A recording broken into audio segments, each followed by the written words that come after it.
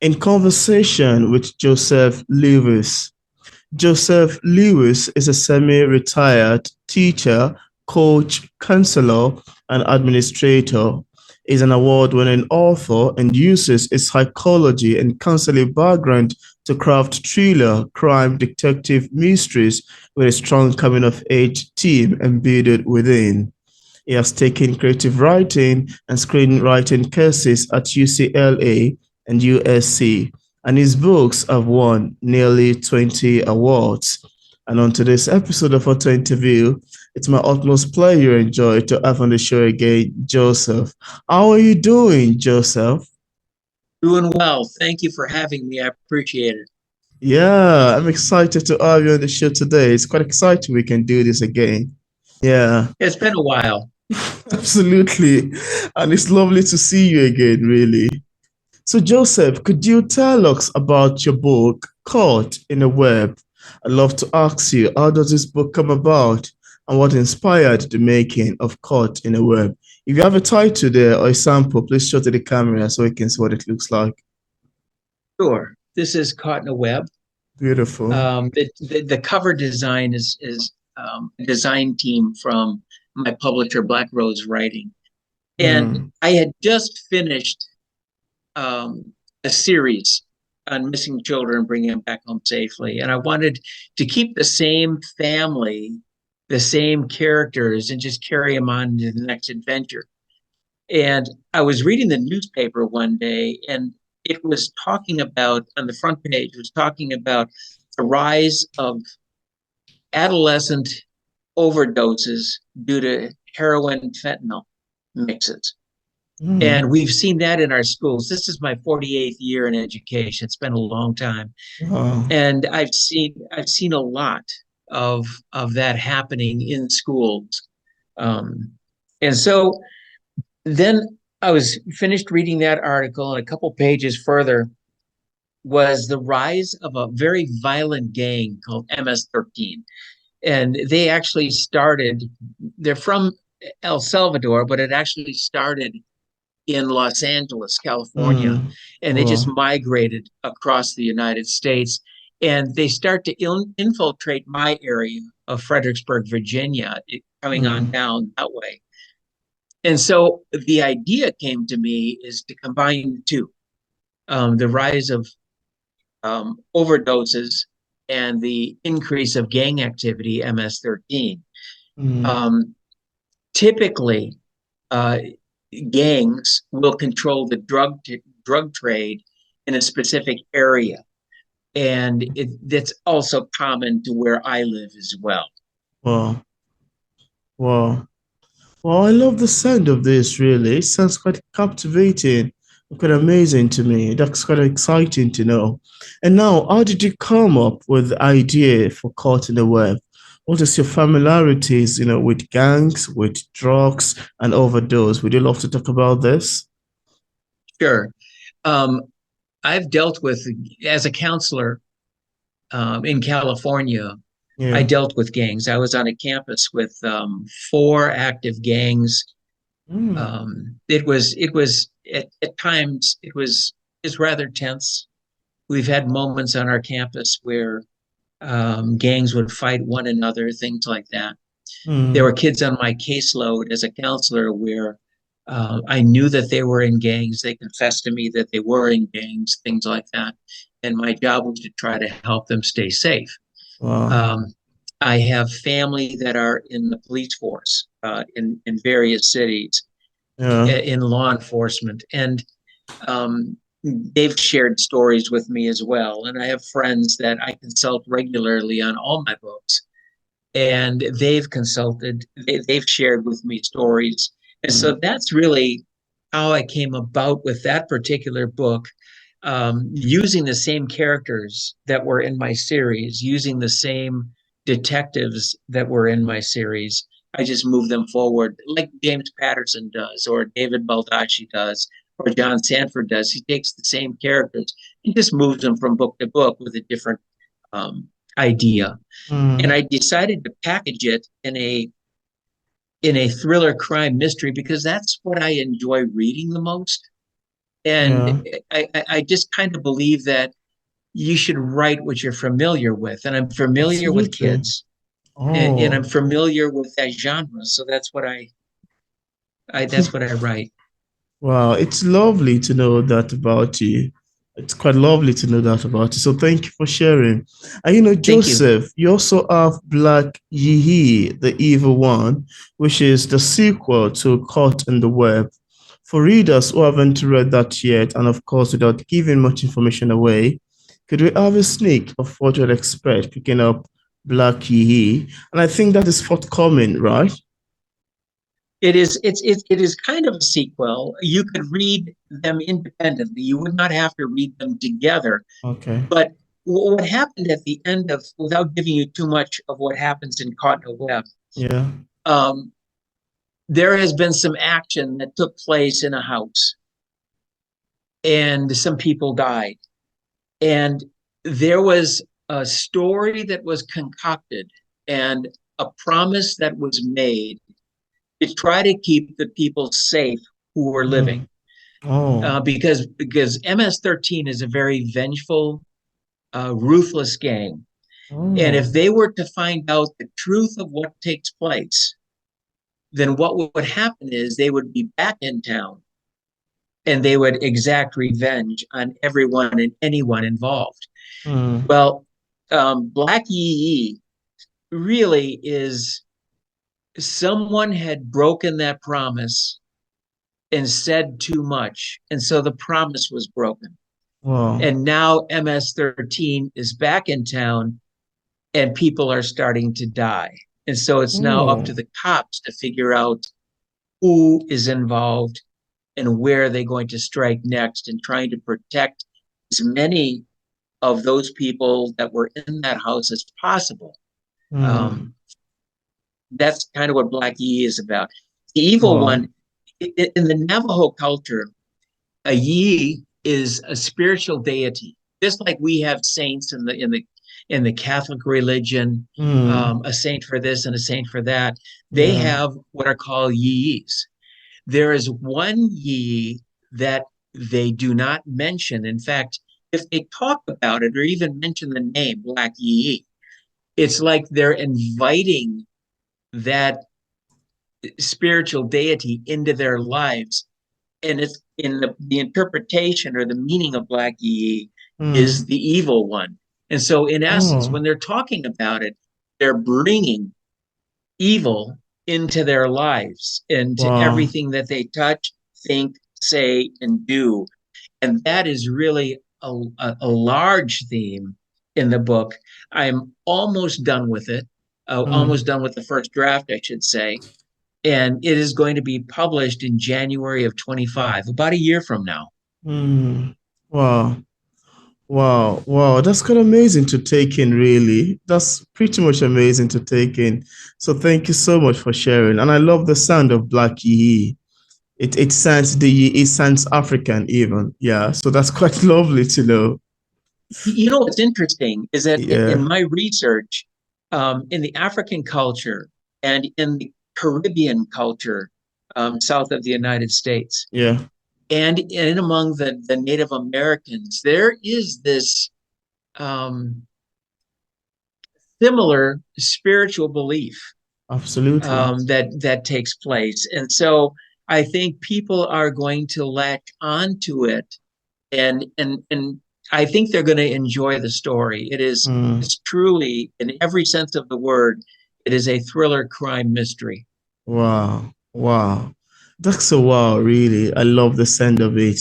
And now, Joseph, I think I've asked you this question before, but I've always been fascinated about how authors, especially novelists like yourself, craft long sentences and bring words together in a way that it eventually makes a great novel.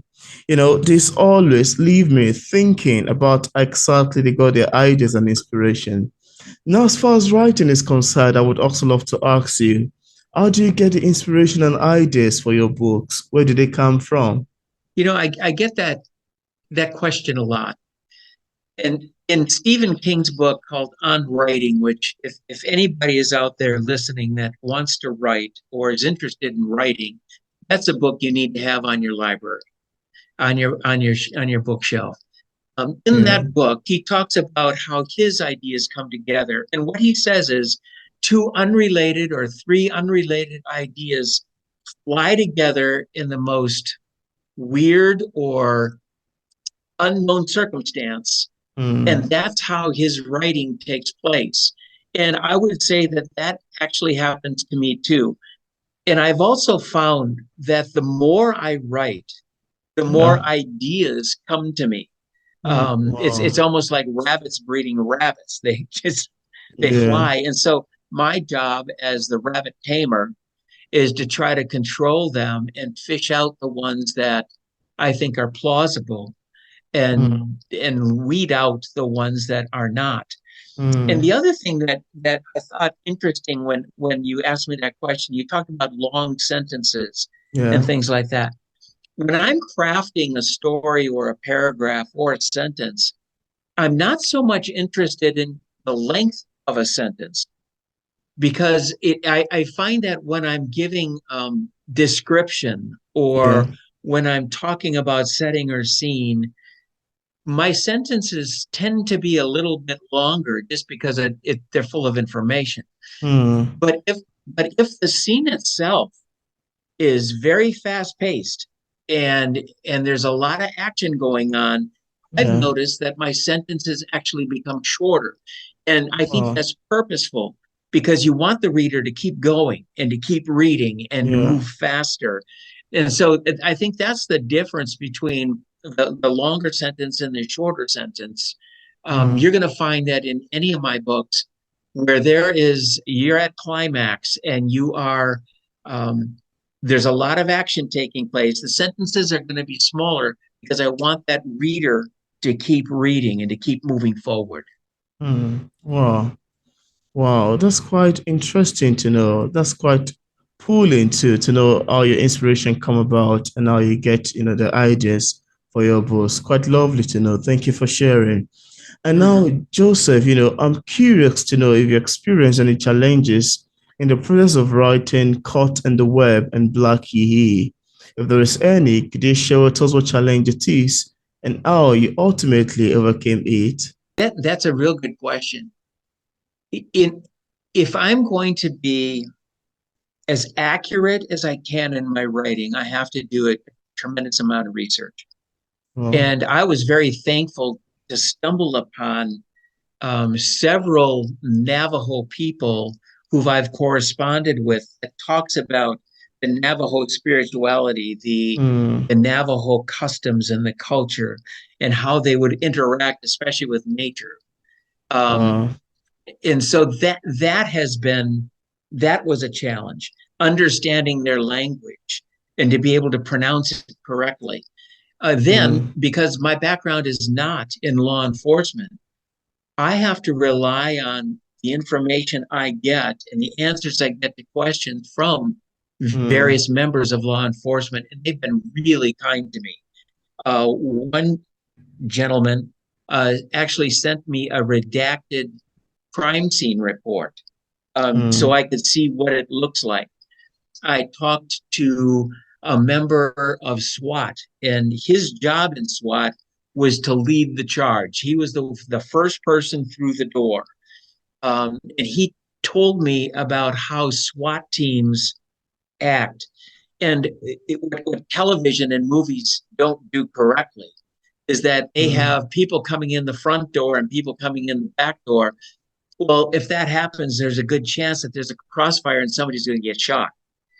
What typically they do is they yeah, will be outside the back door or the front door, whichever one they're going to use, yeah, and they will not come in that door, but allow the other members of the SWAT team to go in I the mean, opposite door. That way, wow, nobody really gets hurt. wow. Wow, this is quite amazing, really. I love your answers to this question. They pretty much made for an interesting discussion and an interesting read. And now, Joseph, apart from these books, I know you've written quite a lot of crime thrillers, mystery. And I'd love to ask you, why do you write thriller crime mysteries? What makes you different from other authors and writers in this genre? it is the genre that I really like to read. I really enjoy Mm. the mystery aspect, the suspense aspect, the action and adventure aspect. I read Patterson regularly, an author by the name of C.J. Box, Oh. an author by the name of John Sanford, David Baldacci, if I haven't mentioned him. Those are kind of my go-to authors that I read. Mm. What makes me different from each of them, and thriller is this big umbrella, and there are many different kinds of thriller. You have espionage, you have the legal system, the courtroom dramas, things like that. But what makes me different from all those other um, writers is the Yeah. fact that many of my main characters are adolescent kids. Mm. They started with me in my first book at age 12. And now in Black EE, they're about 17. They're juniors in high school. So I've just moved them forward. And with that, there's a family drama that takes place within my books and what I call a coming of age thread in all of my books. And I think that is the single factor that Mm. separates me from many of the other crime thriller mystery writers out there. Wow. Wow, that's quite lovely, really. I love the sound of it.